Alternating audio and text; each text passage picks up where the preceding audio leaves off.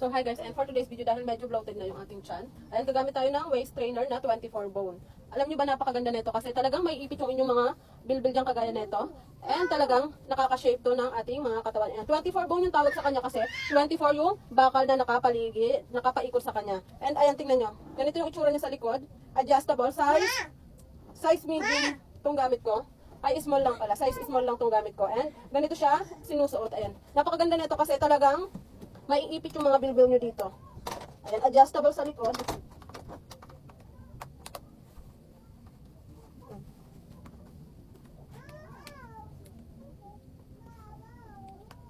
Ayan, ganyan siya sa likod, di ba?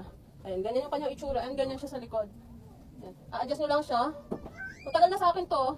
Baby pa yung panganay ko, parang mga ano lang siya, mga 3 to 4 years old na sa akin na to.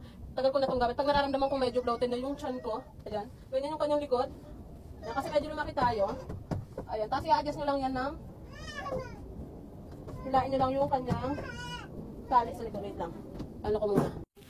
So, ayan, nasuot ko na siya. And ganyan siya. Talagang may ipit yung inyong mga bilbil dito, mga mi. Ayan, kung ba't nyo rin ito lalagay yung link sa yellow basket, ayan, mag-check out na kayo habang nakasale to. Napakalaki ng pa-discount nito. Alam niyo ba, dati pa kasi to, matagal ko na ito nabili. And yung presyo nito is nabili ko ng 800.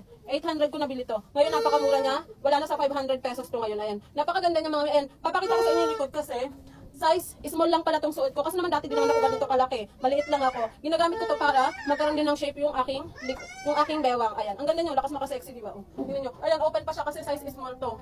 Siguro bibili ako ng mas malaki. Matagal na ilang taon na sa akin to, pero nagagamit ko pa rin siya pag nararamdaman kong bloated ako. Ayan. Pag lumalaki ng aking tummy. Sinusuot ko to ng 8 hours. Ayan. Ayan, sa mga may bet ha, kung gusto nyo rin ng mga gantong waist trainer, ayan, sobrang ganda nito kasi napaka-effective. Unlike sa mga nabibili na, yung mga di-adjust lang, yun kasi nadi-deform. Ito hindi, mga mi, kahit umupo ka dito, hindi ano yan, hindi siya ang tawag dito, matutupi. Kasi nga, bone yan, bakal yung nakapalibot sa kanya. Ayun, di ba, ang lakas maka-sexy.